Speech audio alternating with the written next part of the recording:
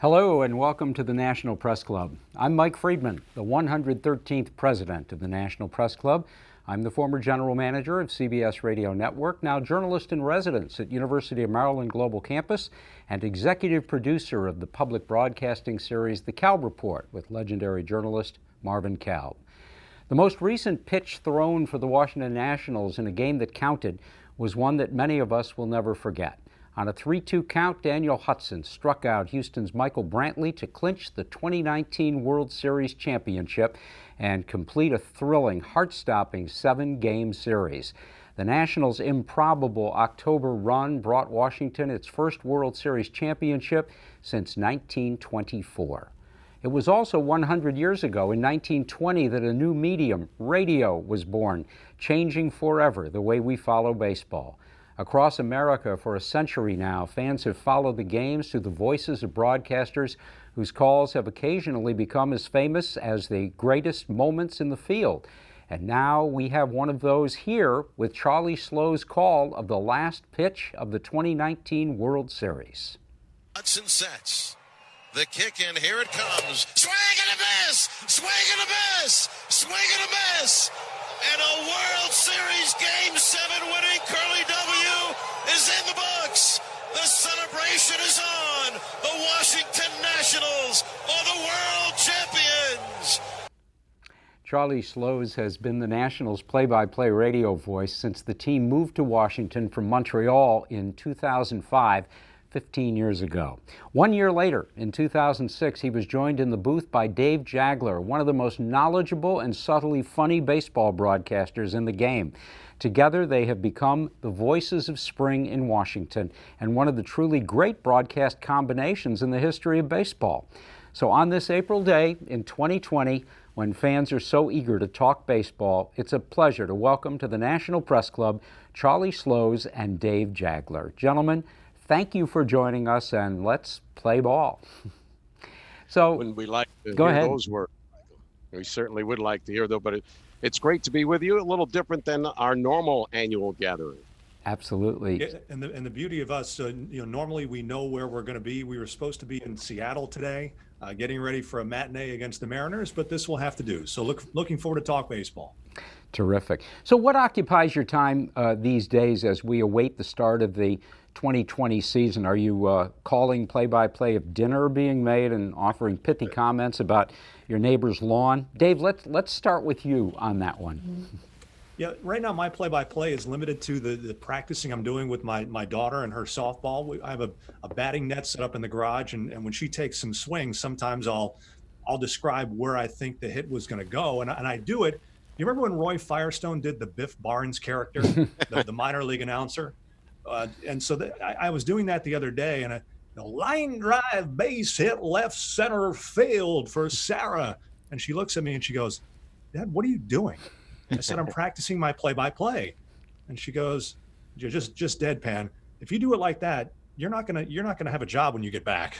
That's pretty funny. Which is what happened to Biff Barnes, right? The guy never made it to the Never made it to the big league. That's right. Yep. Charlie, what about you?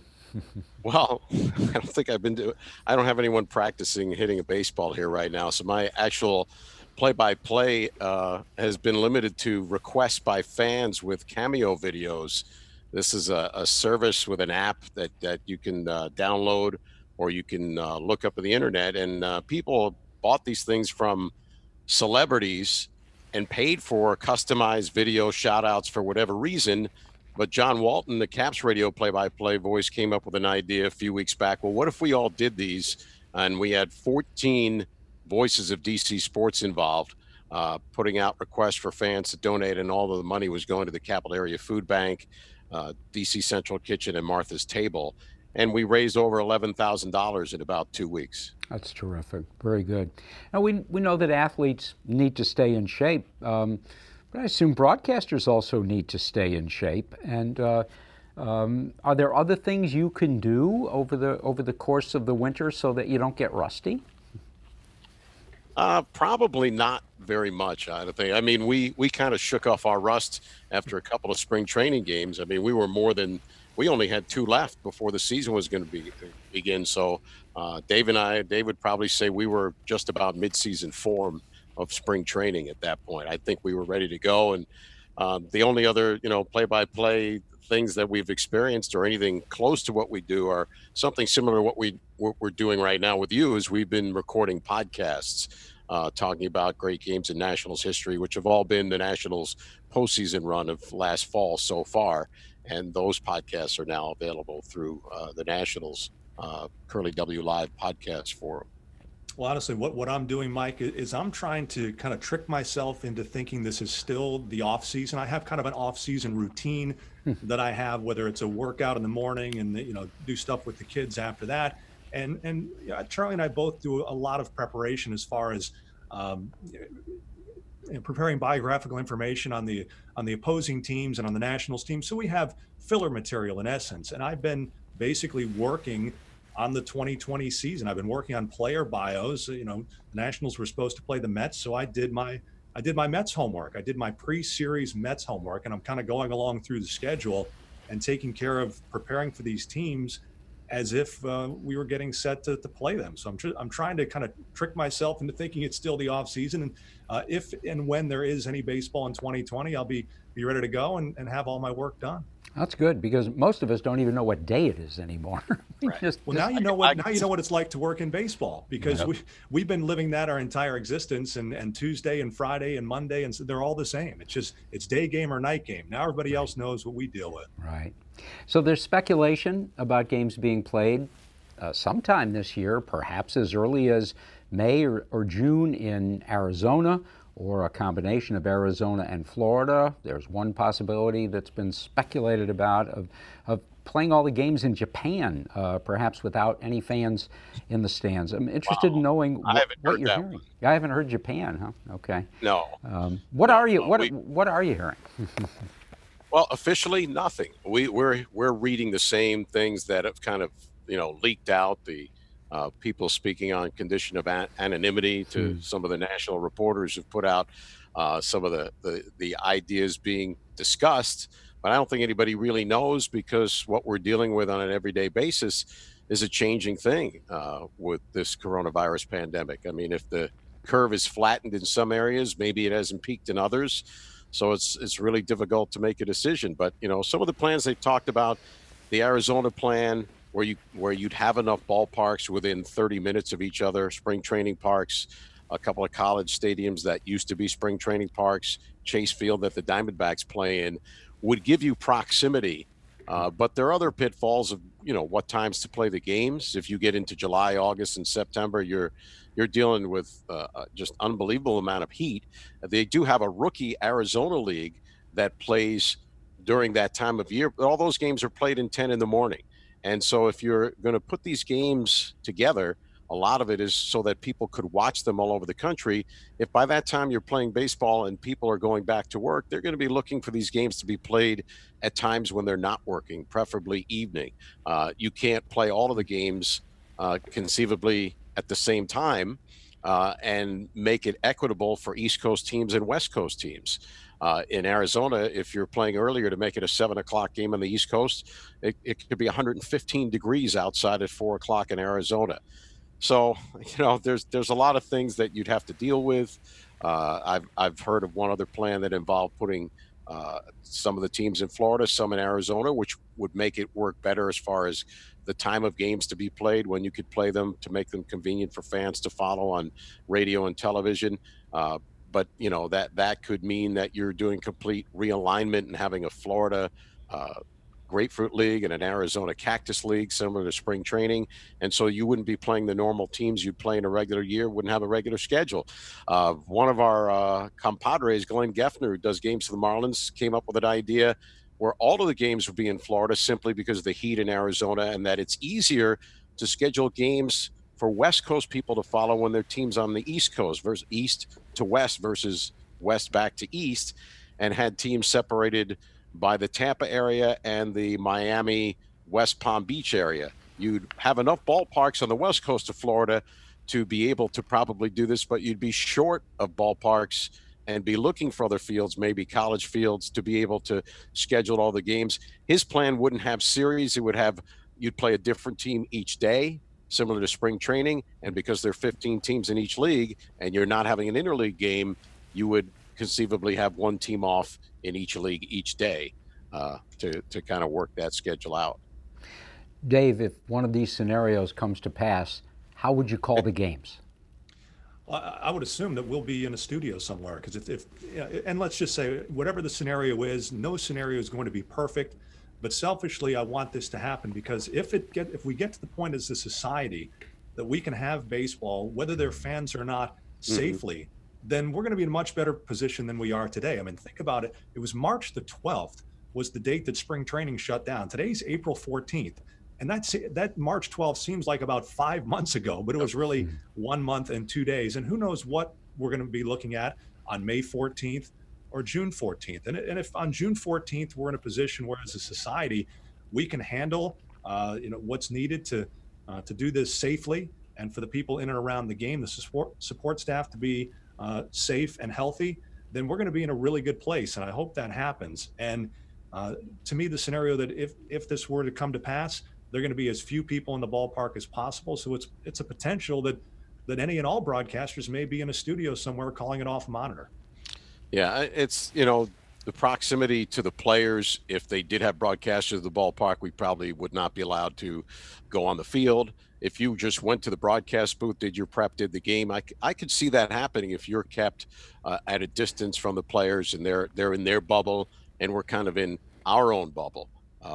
So I could see that happening, depending upon what happens, which, in society right now, when social distancing is relaxed enough that people can go to work, I think we could broadcast games with more social distancing than most people probably could do in their jobs. I mean, Dave and I and Jack Hicks, our engineer, we're like an immediate family during the baseball season anyway. We spend more time with each other than we do with our families. So as long as we were properly tested and we know what our situation is in terms of antibodies and whatnot, I would have no problem being with my baseball family, Dave and Jack, if we could be able to do their jobs and call the games. People are seeing highlights now of games in China and Taiwan and Korea that are being played with no one in the stands. And people are watching simulated video games right now on the internet.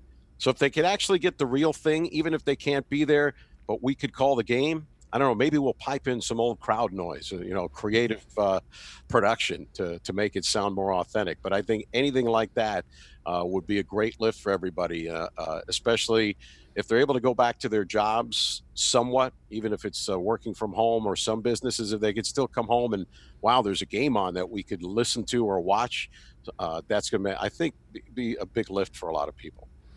No question about it. What role, though, do the fans play in your regular broadcasts? To be the notion of broadcasting with no sound around you is just a little different. It's really hard, Mike. I mean, so much, and what makes the broadcast special, and what makes some of our calls special. Be it Charlie's Jason Worth, home run call in the 2012 Division Series, or the Juan Soto hit in the wild card game, or Zimmerman's home run in Game 4 against the Dodgers, or even a road call where the silence, where you can almost hear the air coming out of the balloon of the opposing fans when Howie Kendrick hits the grand slam at Dodger Stadium. Radio, it's obviously you're telling a story, you're listening. The crowd is a huge actor in this production. So to have no fans would be quite a different way to go about it. And I just, as a broadcaster on radio, you try not to over talk. And so when you have a great crowd, you can lay out and let the crowd build the anticipation leading up to the big pitch, to the big moment. So we rely heavily on the crowd. It'll be a very different experience if we have the chance to do that. Even the smallest crowds we've ever worked in front of added to our broadcasts versus zero. If you think back, Dave, to the days when we did games at the old football stadium the Marlins played in, and we counted fans. But it was also Heckler's Paradise, or whistlers, or birds on a perch right outside our booth. Strange sounds that we never heard before in a baseball game gave us conversation, things that we laughed about, things that people who listened to those games told us were extremely funny. So, maybe we'll be broadcast if we're in spring training parks with no fans.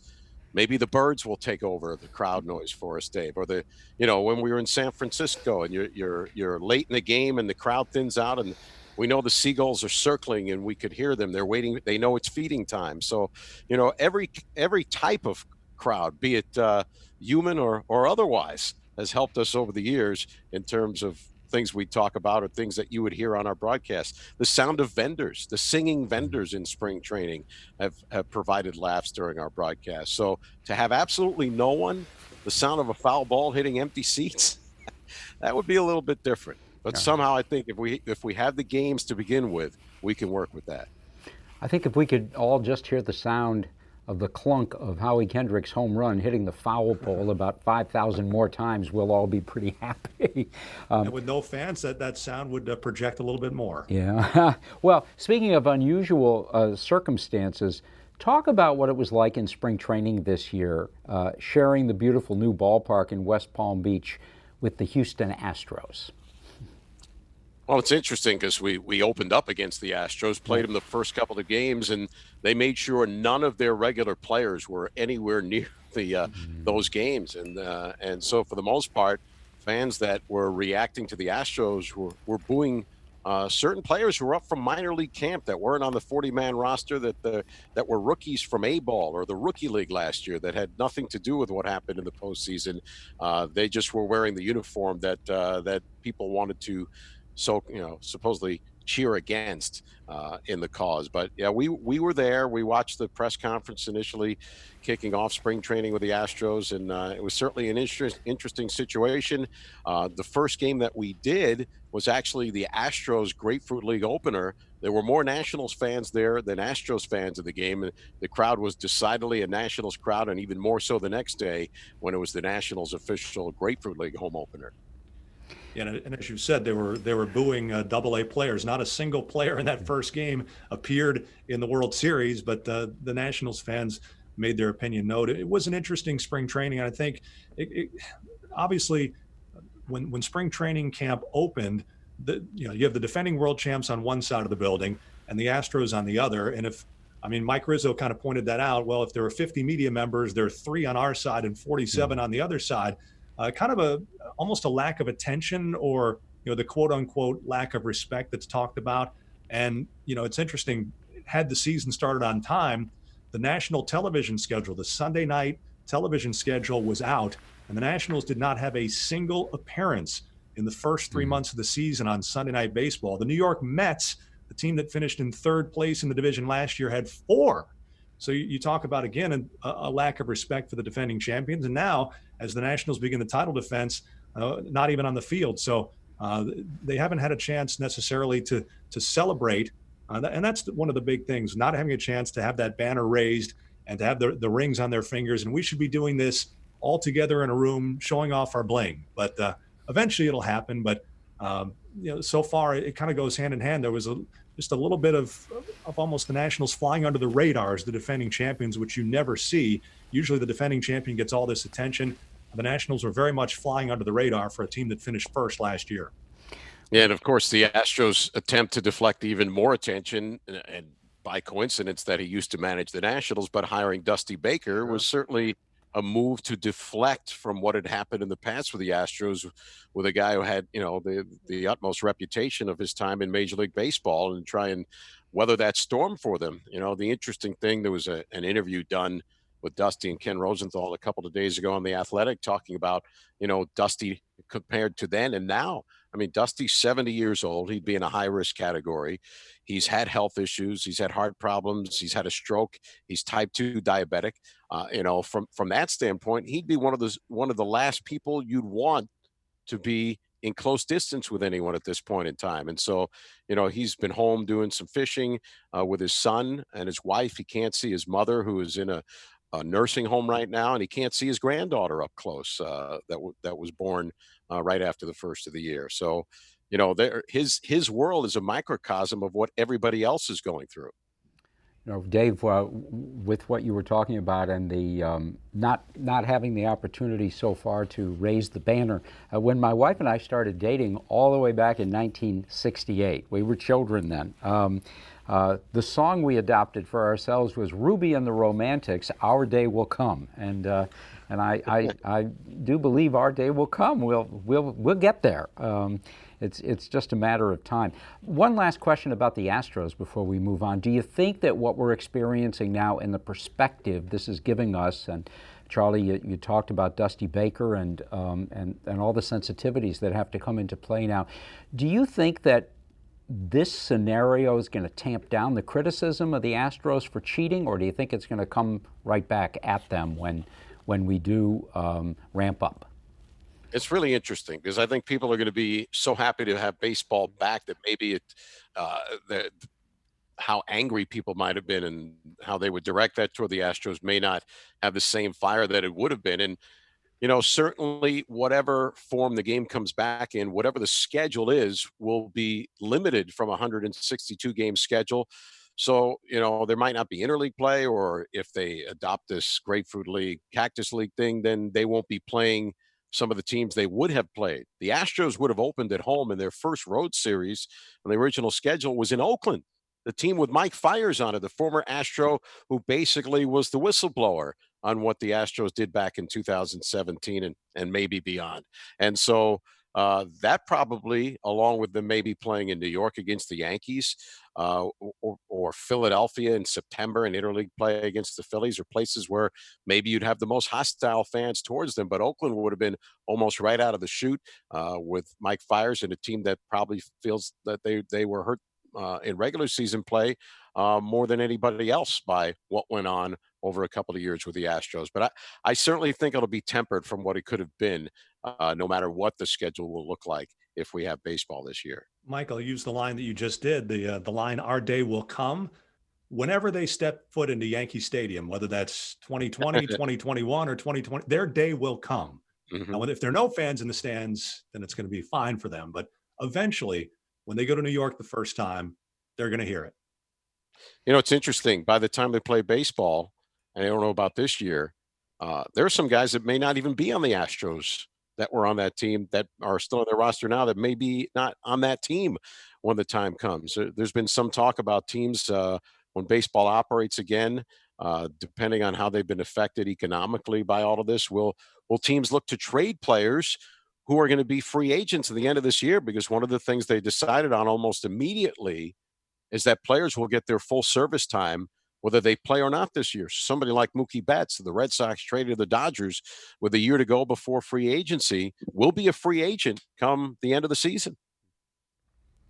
Let's go back to last season for a few minutes. There are two quotes that I certainly found memorable. The first of which a lot of people know, and that was Davey Martinez recounting what his mother told him, that often bumpy roads lead to beautiful places, and so they did in the fall of 2019 for the Washington Nationals. The other is something you said, Charlie, during the Nationals victory parade and program after the World Series, which was, haven't we all been 19 and 31 at some point in our lives? I'd like to ask both of you to talk about those quotes and their meanings to you, because they seem to epitomize what we saw last year in the Nationals and perhaps what we're going through now. Charlie, why don't you offer your thoughts first? Well, of course, 19 and 31 was where the Nationals were in late May. That was where they bottomed out after losing 4 straight games in New York. And we were hearing everything that was being said in the national media, and just a natural assumption when a team that was predicted to be so good is struggling like that, well, it must be that the managers, it's just a clock ticking, a matter of time before they make a move.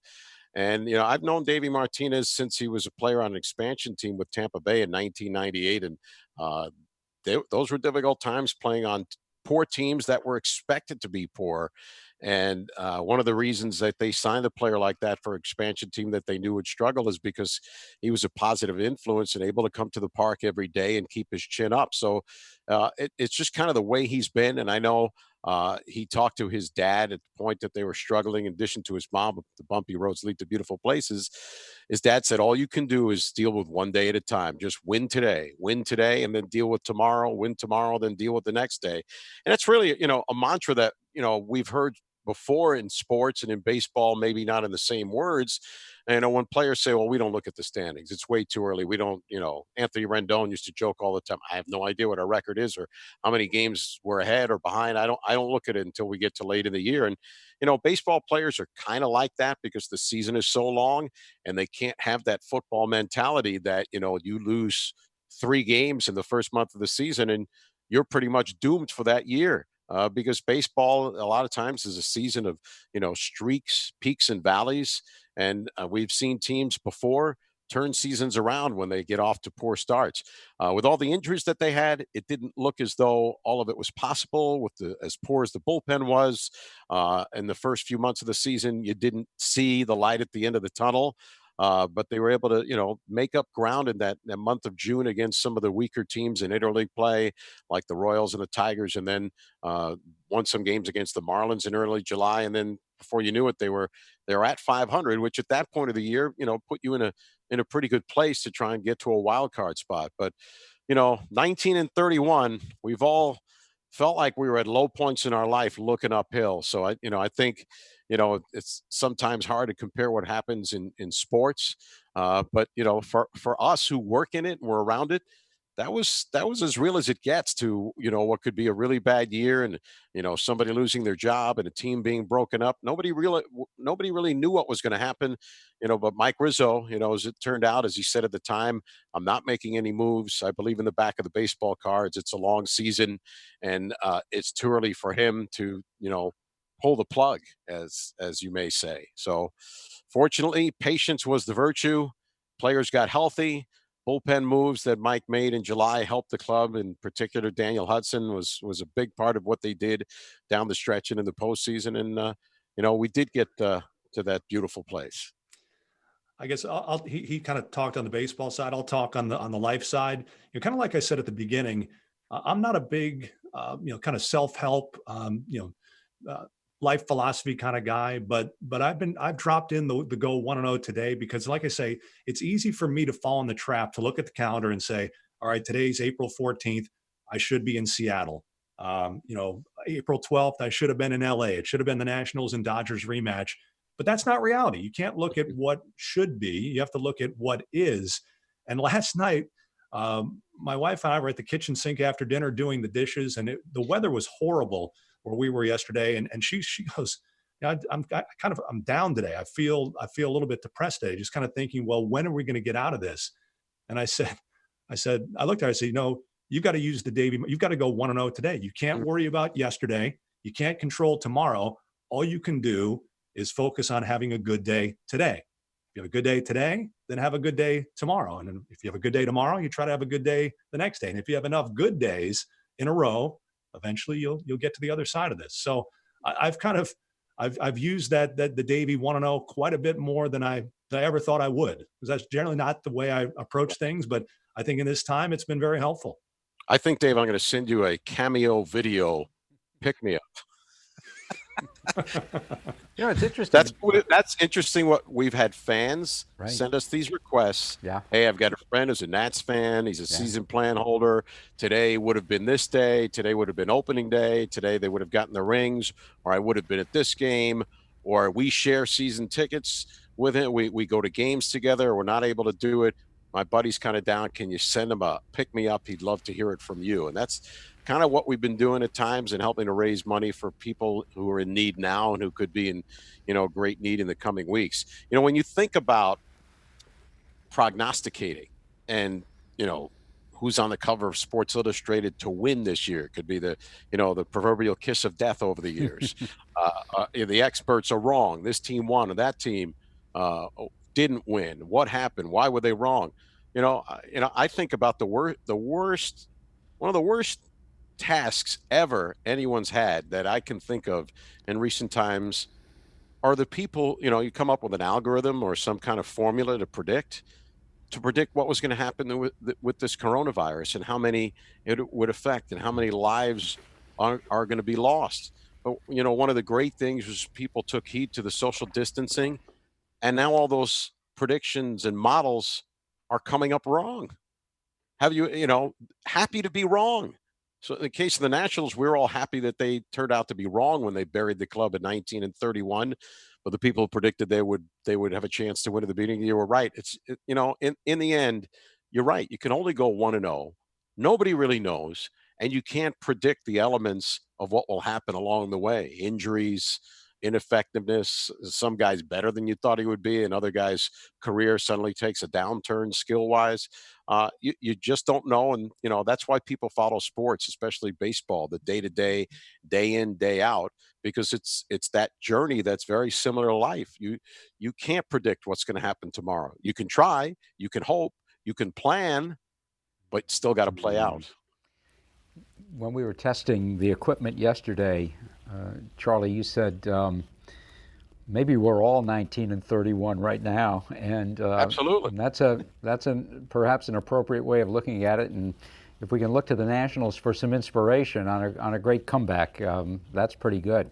I'd like to let's take another look back. 15 years ago tonight, the Nationals played their first home game, ending that 33-year Major League drought in Washington. You called that game, Charlie. Talk about what it was like that night and how you look back on it now.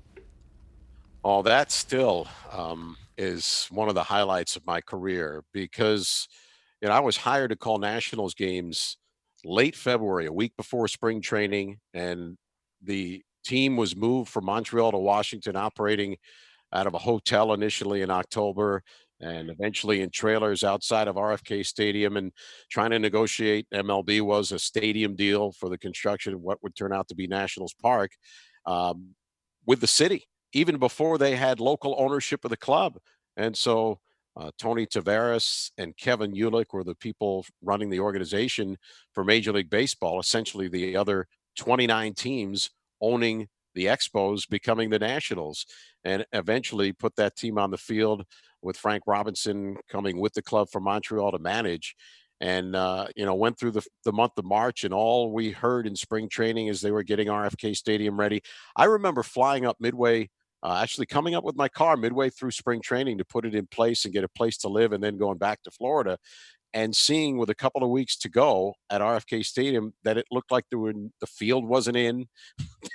the first and third base side stands were torn up so they can install batting cages and make some improvements underneath, get rid of what was rotten and what was flooded out, and try and make it passable for the players to use for what would turn out to be 3 years.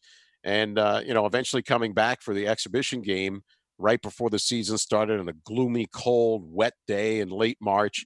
And then the team opened the season on the road with a 9-game road trip by design so that they would have more time to get RFK Stadium ready. And the team went 5-4 on that road trip, team that was not expected to be very good. They won their second game. Brad Wilkerson hit for the cycle in their second game of existence. And then eventually that day came, April 14th, 2005, against the Arizona Diamondbacks. The hottest ticket that you could try and get hold of with President Bush there to throw out the first pitch, the first baseball game that mattered. Not one of those crackerjack all-star games that they had with former players over the course of maybe the late 70s and into the 80s. This was real baseball. You had a real team, and they had a real game that day. Livan Hernandez, who threw the first pitch in club history in Philadelphia, opening that 9-game road trip, threw a gem, had a shutout into the 9th inning. Vinny Castilla nearly hit for the cycle. He drove in 4 runs. Eventually, Chad Cordero came in after a 3-run homer by Chad Tracy, a future national, in the 9th inning, made it 5-3, and Chad Cordero closed it out. And it was a memorable day. And I was talking with a reporter who was doing a story celebrating the 15th anniversary of that day just a few days ago. And I told him when he gets to talk to different players from that team, they will all look back upon it as if that team won something, like they won a championship. They all look back as such a big part of their careers, players who went on to win World Series or had won them before, as being part of the first team that brought baseball back to the nation's capital after the long absence. And in particular, so many of the Latin players thought it was so important, and they were, some of them now are U.S. citizens, were not at the time, but they looked at that as the biggest moment of their baseball careers. Dave, Charlie mentioned that the Nationals' first manager was the legendary Frank Robinson, who was absolutely the most well-known original National, and arguably more popular than any of the original players. You joined in 2006, but as a wonderful student of baseball and baseball history, talk a little bit about the impact of Frank Robinson on this franchise and Frank Robinson's impact on baseball.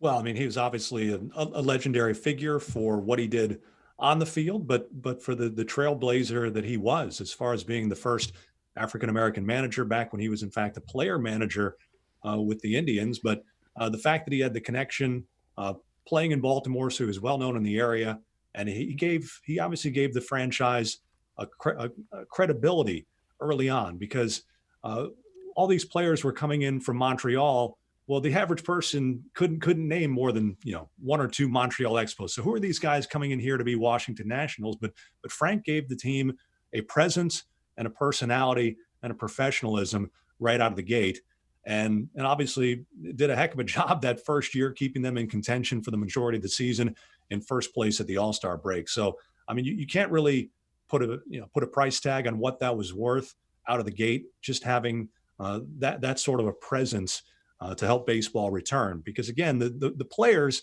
obviously some of them have gone on to be very popular figures, and I think it was great the Nationals this year at the Winterfest brought back Brian Schneider and brought back Chad Cordero, the original battery, to get the last out for the 2005 home opener. They actually combined to throw out the first pitch at a World Series game this year. So they have become very popular figures. But at the time, it wasn't until 06 when Soriano came, and Alfonso Soriano was kind of a known commodity. You didn't really have the superstar big ticket player, but Frank Robinson was the big ticket right out of the gate. Tomorrow is Jackie Robinson Day across the nation, marking the 73rd anniversary of the great Brooklyn Dodger breaking baseball's color barrier. Frank Robinson, as you mentioned, Dave, a pathfinder in his own right as baseball's first African-American manager with Cleveland in 1975, which was already 45 years ago. Charlie, do people today, do you think, have a fair understanding of what Jackie Robinson endured, or the breakthrough into management that Frank Robinson achieved? I certainly hope so. I know baseball fans do, and Major League Baseball has made a great effort over the years, not only to educate baseball fans, but members of society as to what he went through was, for some very similar to what others may have gone through during that time, and to others maybe his was more extreme because he was in the spotlight of trying to break into Major League Baseball, a trailblazer in that regard, and some of what you'd call what we'd call social distancing now was a lot different. What it was like for him and his family, and the way he was treated in certain places, in the minor leagues where he was not allowed to stay, maybe in the same town with, not let alone the same hotels, or enter in the same way into a ballpark. I mean, can you imagine? Can you even imagine what he had to endure to get to the point of reaching the major leagues? And even when he was in the major leagues, the threats and what it was like for his family, and able to endure and really open the door for so many more after him. We have a number of questions that have been submitted by journalists here at the National Press Club. And the first one is from my colleague Mark Hamrick, who asks and says, one of the challenges for sportscasters is balancing reporting of the game with aligning with the fans who comprise your audience. Most of your listeners are Nationals fans, yet many, if not most, want you to be objective. Say if a player's dogging it or a player makes a mistake. Do you weigh in during games on those types of things? Yeah, I think you have to maintain your credibility. But again, there's a way to do that.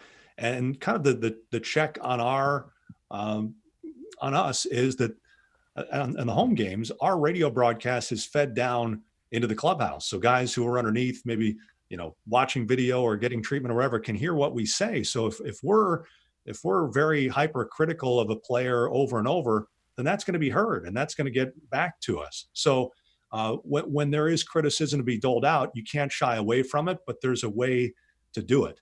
I mean, if a guy's going through a struggle and you point out the numbers, well, those are not in dispute. If you repeatedly point out the numbers, then maybe you're going to be getting a little bit closer to that line to offend somebody. So it's a constant battle that you have, but at the end of the day, you're responsible for saying what's happening, and you're trying to report something factual. So if there's a call that happens to go in the Nationals' favor, you're going to point that out. If there's a mental mistake made by a Nationals player, you've got to point that out, because if you don't, then it's your own credibility that's at stake. Right. And when you are saying a player made a mistake or he made an error, like you said, Dave, it's fact. It happened. Do you have to give an opinion as to why he made that error, or what led up to it? Depends what's going on in the game. But somebody once told me, you mentioned, fans listening. Fans want you to be somewhat favorable for their club. But somebody once said to me, it's not just the fans that are listening, or the players in the clubhouse. It's their wives, or even more so, their mothers are listening. So they could be your toughest critics, because the mothers would be, do you know what they said about you on the radio last night? Hopefully the answer is hopefully that I had 3 hits and drove in 4 runs. But sometimes it's, yes, you made it. I mean, if somebody makes an error and they score 4 unearned runs, and that's how the ball game is decided, it's hard to hide the fact. I've told this story to Dave and others a number of times. One of my early career job interviews, when I was interviewing for a pro basketball play-by-play job with the Bullets, they asked me, well, how you handle the game if it gets out of hand? And I said, well, how much out of hand? They said, oh, 20, 25, 30-point deficit out of hand. And I said, well, if you keep giving the score often enough, most people listening will have figured out it hasn't been a good night. We have a question for you from our friend and legendary journalist Marvin Kalb, who would like to know what was on your minds on what would have been opening day this year. And did you reach out to fellow broadcasters, to players? What was it like not having opening day? Dave, let's go to you first on that. Yeah, kind of like what I said before, the life that you should be leading compared to the life that you are leading. March 26th was a tough day, and April 2nd, the opening day and the home opening day were the 2 days where I kind of tried to distract myself with other things to avoid getting too down. So yes, opening day was a hard one, and April 2nd. Charlie and I have been kind of in communication a lot, doing these podcasts and different things. So we've just tried to try to maintain some normalcy. But there's no question that those 2 days were very much circled on the calendar, and I was looking forward to the second home game of the year, that Saturday game scheduled against the Mets, when the players finally got to see the World Series ring. That's the big mystery. We want to see what the ring looks like. Very few people know what the rings look like, and we are two who do not know what it looks like. And that's the Yeah, day we were supposed to find out. yeah, it is. It is all those things. Every day, my calendar, my phone it hasn't adjusted for there being no season. And like you said earlier, Dave, it popped up today. The schedule was automatic. It was a notification, National Seattle, 10 p.m. Eastern time. It was telling me when the game would have been. So every day I'm reminded where I could have been or should have been if none of this had happened. So each day it's always on your mind. But the difference is you're home with family members and seeing you know, what it's like for them, being the social distancing that you can't go anywhere. You're only making that very occasional trip to the store or trying to figure out, well, what can we order in online or what supplies can we have delivered or food delivered. So I think every day you're reminded that this is a completely different way of living and and watching the news, seeing what those in the front line are doing. Then you sit back and you say, okay, I'm good with where we are and what we're doing right now because there are people who are really putting themselves, out there for everybody else, and our hats go off to them because if the worst thing you have to do is figure out how to occupy your time at home right now. I think you're doing okay. I know for a lot of people, they're in a lot of different situations. Those in the medical field, those in the front line, who've got to be out there. Much more difficult, and those who are affected financially at this point also has put a lot of stress on people. So I know we're all missing what we'd love to be doing right now. But when I look at what other people are going through, I think it kind of hits home for me that we'll be okay when the time comes. We can get through this. And here at the National Press Club, we're pulling for all those journalists that are out there on the front lines covering this story and providing our nation with accurate information as we go along. I have a question from National Press Club member and national season ticket holder Bill McCloskey. And before I get to that, I will mention that if I turn my head away, it's only because I'm looking at my email to come up with some more questions. And let me remind our audience that we are speaking with Charlie Slows and Dave Jageler, the radio broadcasters for the World Series champion Washington Nationals. So back to Bill McCloskey's questions. The TV guys once did a game sitting down in the crowd. Does that idea appeal to you? Well, there is no, if we come back, there may not be any crowd. You could broadcast from, you might have the option to broadcast from anywhere. That's been discussed. I mean, I think it's more of an event for the TV guys because they have shots of where they are on the broadcast. For us, we could talk about where we would be. Maybe we'd be sampling other food. Maybe we'd have more interaction with fans.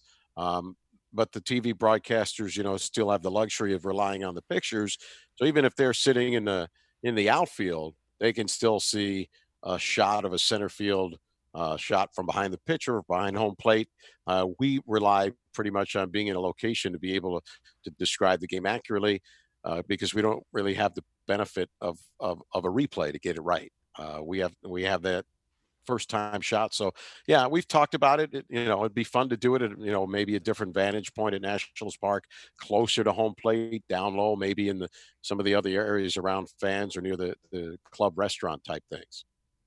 Another question. We know our engineer. We know our engineer, the jack of all things, would not like that though. You have to have long cables. Yeah, absolutely.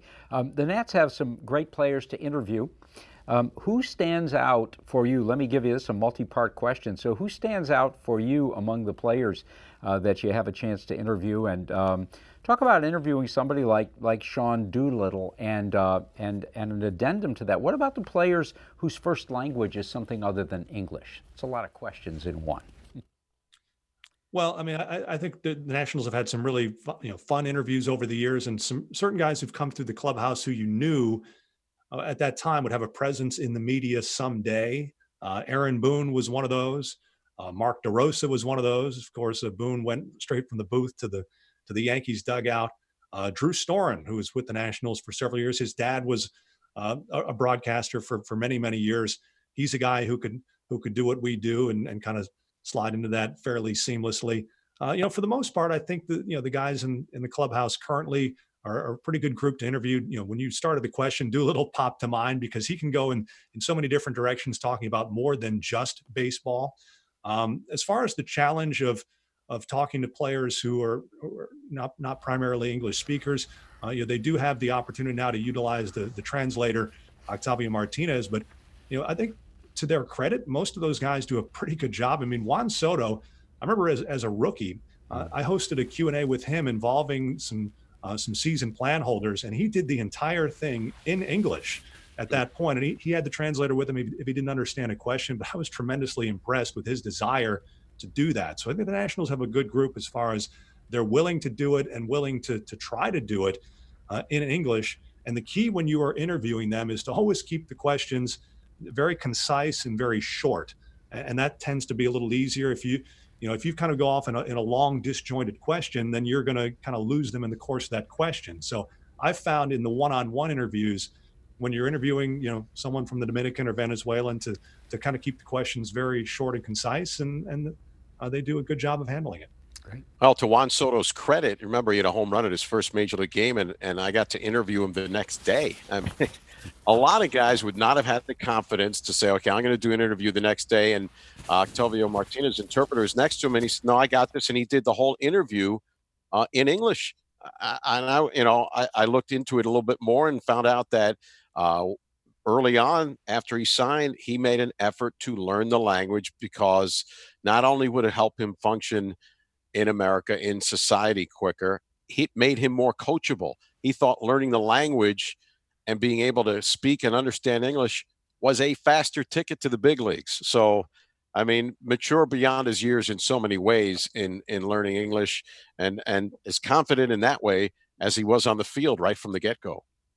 A couple more questions from press club members. How has the World Series championship changed the perception of Washington, D.C. as a sports market?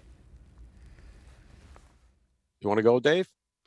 Well, I mean, I think we're now the District of Champions. I mean, between the Capitals and the Mystics and the Nationals. Yeah, I mean, I've spent a good portion of my life in New England, and they think it's their right to have a parade every 3 months between the Patriots and the Red Sox and the Celtics and all that. But yeah, I mean, I think it's been great for the city, and just the outpouring of support that we saw when we were in the parade and we made the turn to come down Constitution and the Sea of Red. It was a tremendous outpouring. I still get goosebumps thinking about it. So tremendously thrilled for the fans who got to witness it. And yes, it's great for the for the nationwide impression of the city to have so much winning going on in the District of Champions. When I came to DC in 1986, the reputation for winning in DC involved a Bullets championship in 77, 78. That was really before the boom of the NBA, and they did not have great attendance even when they were winning all around the NBA at that time. So really it was the Redskins, the Joe Gibbs team. That was the reputation pretty much of sports, and it didn't matter what else was happening. The Redskins dominated the front page of the sports of the Washington Post, and deservedly so, with the teams that Joe Gibbs put on the field. But, to get baseball back, the reputation of winning baseball in Washington, there wasn't any. Senators first in Washington, D.C., first in this, first in that, last in the American League, the old saying. And so when you're talking about going back to 1933, the last time there was a World Series, and before that, the last time you had a winning team, you're talking about a long, long time ago. So, the Caps, with all of their disappointments in the playoffs, I think set the tone, finally winning the Stanley Cup. And then, to have the Nationals win in just a short time thereafter was tremendous for the city. And, I think it's something with an afterglow that would have continued. I think, as Dave mentioned earlier, when you celebrate, you win. Team won on the road. The parade was so important because they didn't experience the team winning at home in Game 7 of the World Series. And then the culmination of the celebration of winning a championship is when that banner goes up, whether it's in your arena or in your stadium, and the players have those championship rings.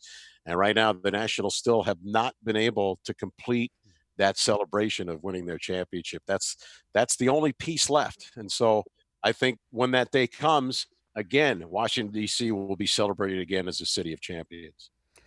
We had some terrific re-signings and signings over the winter.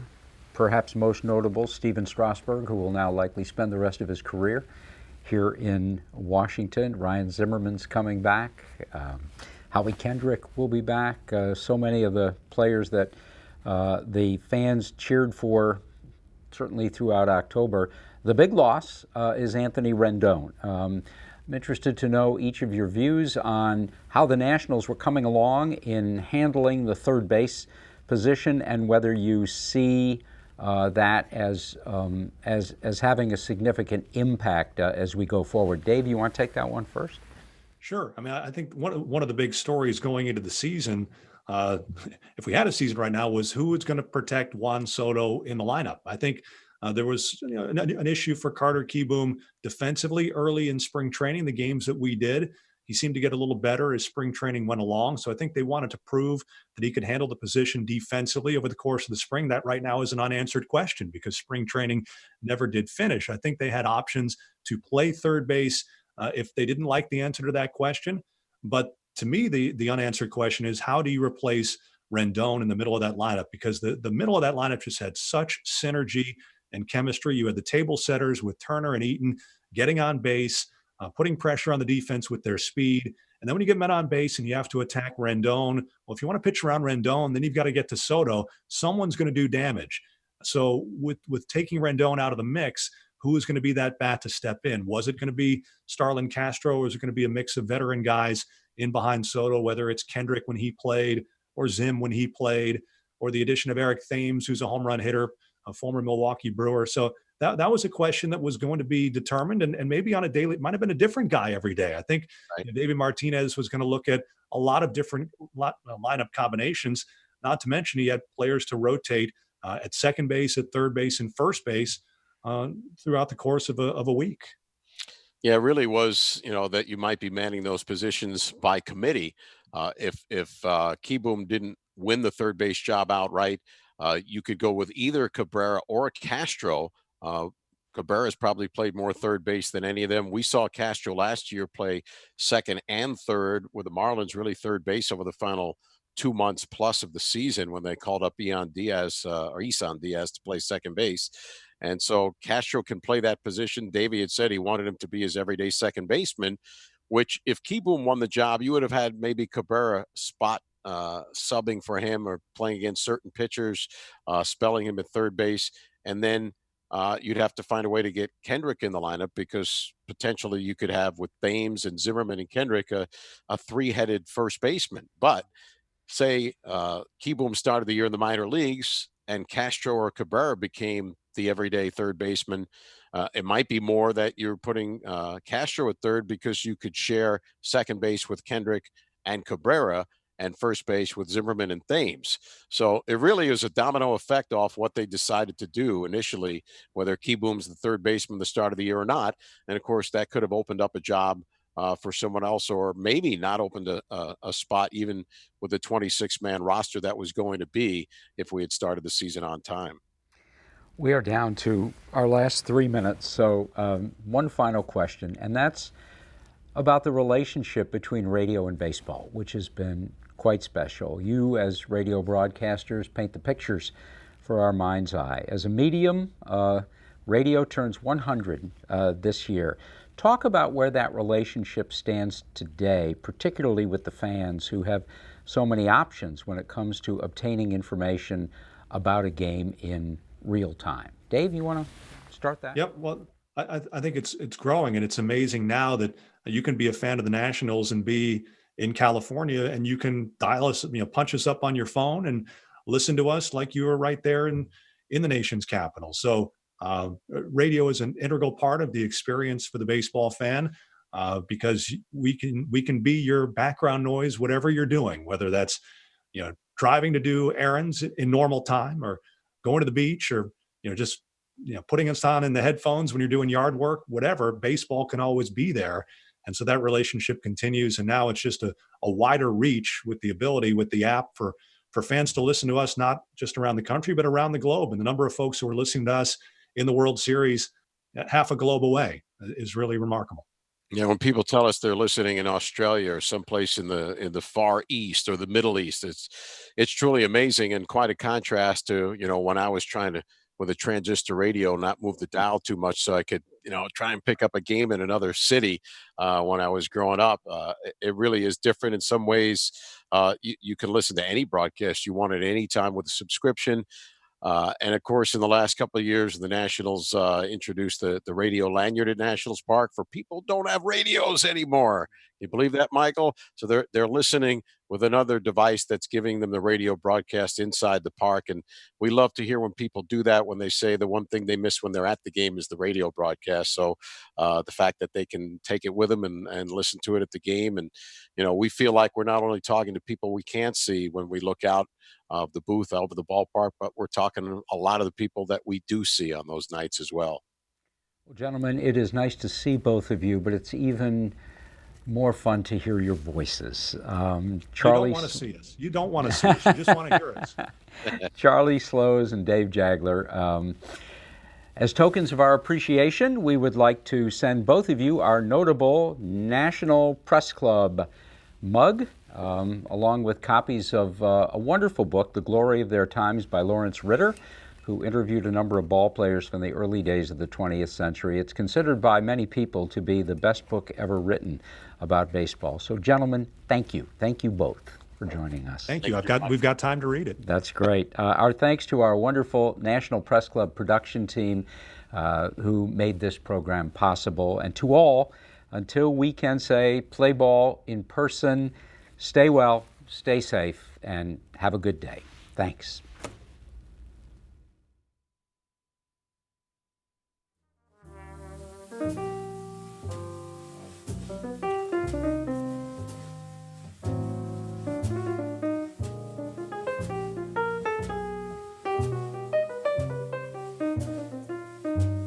Thank you guys very much.